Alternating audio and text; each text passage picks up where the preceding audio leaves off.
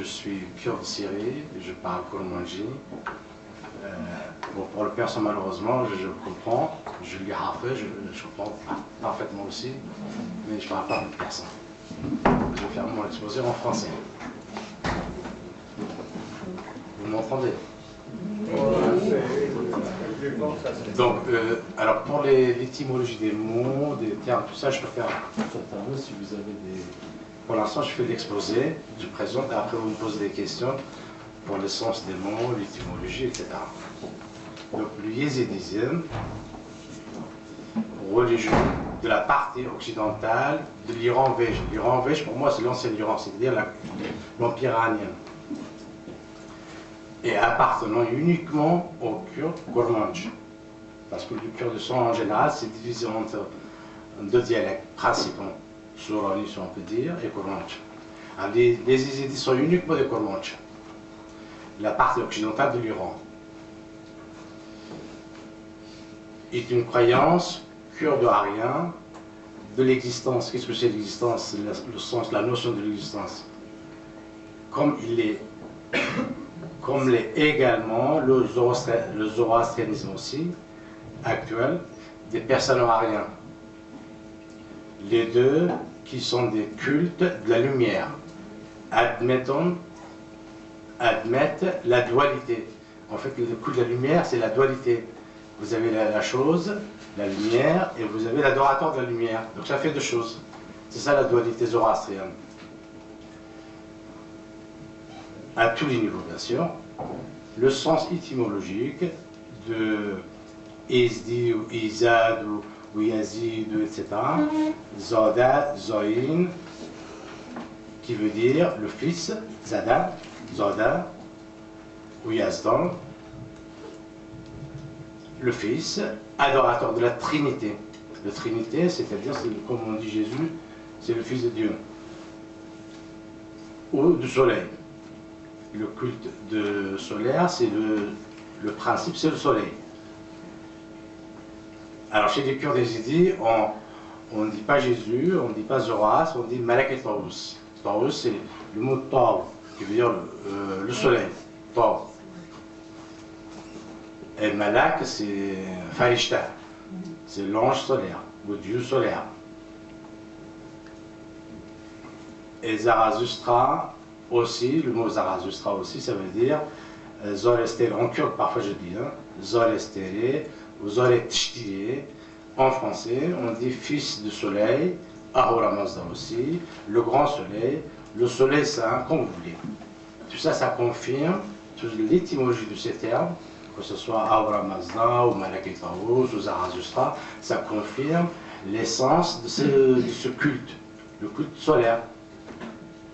Les termes eux-mêmes confirment le sens du culte solaire. Et donc, Malak et Taous chez les Yézidis et Zarathustra chez les Zoroastriens sont des principes divins. C'est le principe. Autrement dit, des dieux solaires, et non des prophètes dans le sens islamique. Si on dit Malak et Taous est un prophète, ou Zarathustra est un prophète, pour moi non. Ce sont des principes, c'est-à-dire le principe divin, c'est le Dieu. C'est comme chez les chrétiens, on dit Jésus est un Dieu. Et est un Dieu, c'est parce que c'est la lumière. Qu'est-ce qui reste de ces croyances solaires? Ce qui reste après l'effondrement et l'islamisation de l'Iran Vège n'est pas grand-chose, malheureusement, car l'islam a fait régner une suprématie politique dans toute la région. De plus, il a expulsé, arabisé et islamisé la composante occidentale de l'Iran Vège, qui confessait le christianisme. Autre branche, sœur du culte solaire. Pour moi, les chrétiens, c'était la branche occidentale de l'Europe, la branche occidentale de zoroastrianisme. Donc, autre branche, sœur du culte solaire. Jésus, fils de Marie, en kurde on dit Isé Méré, lumière du soleil, et de notre expression pour signifier Zarathustra ou Malak et Taous. Jésus, fils de Marie, est un principe divin aussi.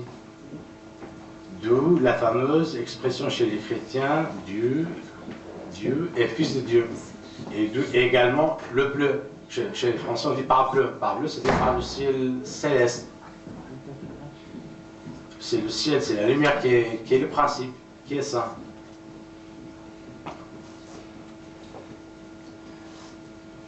Donc, également le bleu, la couleur de la sainteté céleste comme un principe saint, aussi bien chez les chrétiens que chez les Yézidis. Les Yézidis aussi, ils voient le ciel saint, la couleur bleue aussi.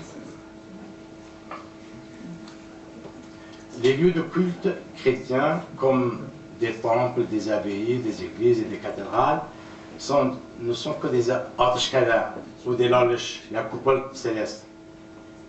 À l'origine, le fameux coq gallois, synonyme de Choros et Giloni, Choros, et qui veut dire l'oiseau de la lumière céleste, n'est autre que le Merghe Sahar, ou le pont des Yézidis, ou le Humayun.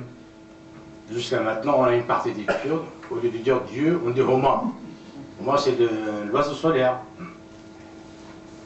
Les pratiquants du culte solaire devraient avoir des fêtes communes aussi, ce qui est le cas pour les chrétiens, les zoroastriens et les Yézidis.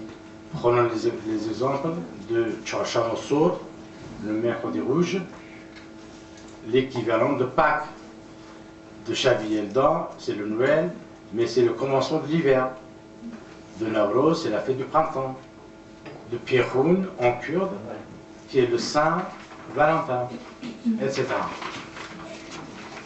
Donc il faut avouer que la suprématie politique de l'islam a eu des conséquences graves sur les deux mondes, l'Orient iranien, que j'appelle, et l'Occident européen.